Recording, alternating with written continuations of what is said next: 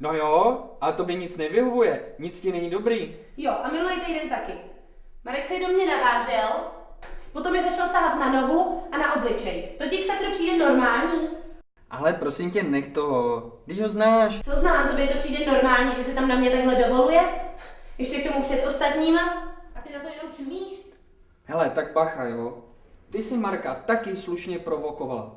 A místo, abys byla věčná za to, že ti nedělám scény, no jiný by ti už dával na pár facek. Co mi tu vyhrožuješ? Co si o sobě vůbec myslíš? Nikdy si nic nedokázal. Nikolo, já přece... Co ty? To je pořád jenom já přece.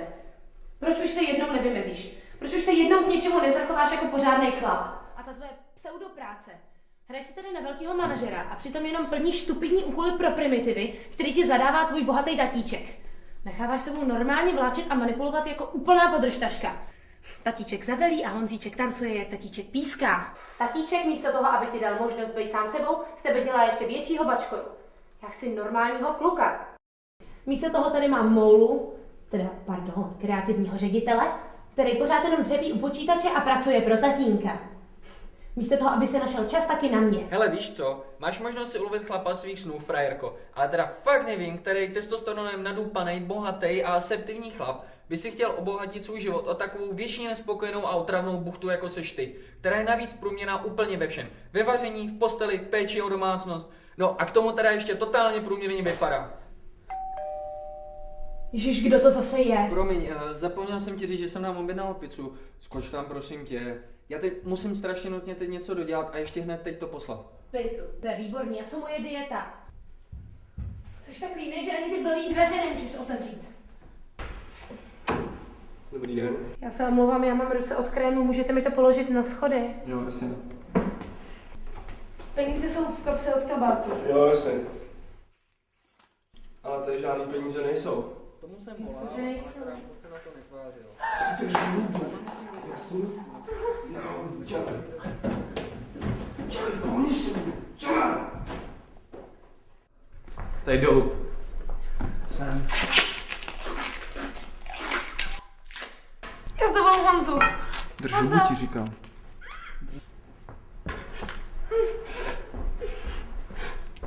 Nechme dělat. Pohni se to. Sem dolů, dělej. Pohněte se po vás.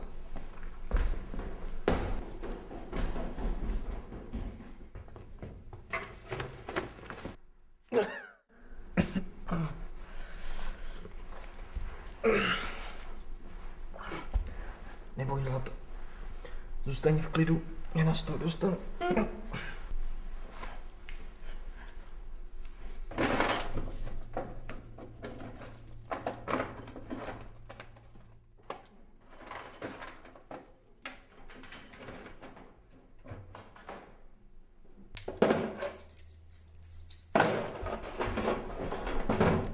Já tě zabiju, ty šmejde!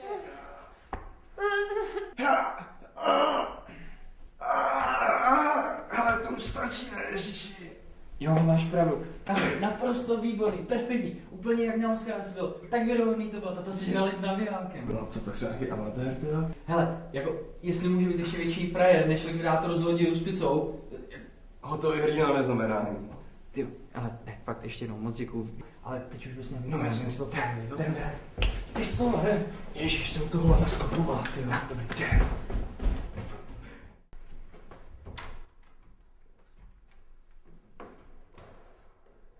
Okamžitě koukej vypadnout, ty šmejdy! A jestli tě ještě někde uvidím, tak ti rozbiju hubu tak, že na to v životě nezapomeneš! Niky. Au. Jsi v pohodě? Honzo, já se ti strašně omlouvám. Já jsem se hrozně chtěla nějak rozvázat nebo zavolat policii, protože je to všechno moje vina, že prostě jsem ho pustila dovnitř. Já jsem úplná blbá. Já si strašně se ti omlouvám za všechno, co jsem ti předtím řekla. Ne, je to v pořádku. Strašně tě miluju. Neboj, všechno už bude úplně dobrý. No ale počkej. Proč si ho nechal utíct? Musíme přece zavolat policii. No že co jim řekneme, že jsem ho já, kráva pitomá, pustila dovnitř. Nejsem. Jsem úplná, jsem hrozně Nejseš, pitomá, to jsem ne, pitomá, ale jsem pitomá. Víš, co budeme dělat? No, víš co, podívej. Však víš, že jsou policajti dementi, stejně by na nic nepřišli. A na nás vykoukali jenom na idioty, co si pouští domů cizí lidi. No a domovník, ten by se z toho zase jenom zbláznil. Však víš, pěkná konzervatoře a pořád dokola mele o reputaci tohohle baráku. Asi máš pravdu. Ale Miláčku, víš co, já si teďka půjdu dát sprchu, ty si odpočiň a já potom uklidím ten bordel dole, jo? Ale pojď, posaď se tady Dobře. a napravni se nohy, jo? Jo.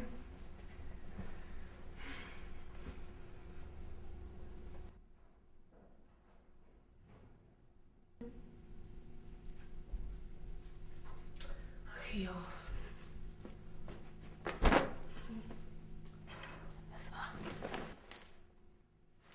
Hele, čí je tenhle telefon?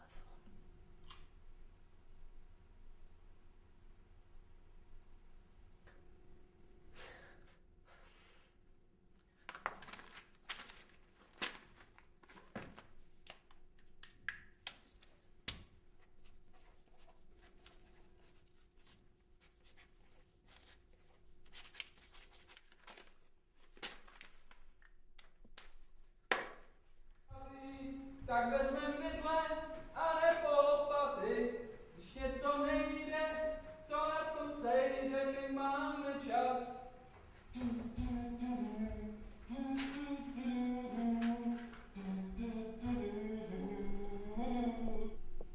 Ahoj Marku, tady Niky.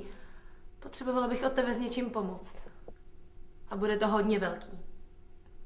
Děkuju. Miláčku, už budeš? Myslím, že bych taky potřebovala sprchu.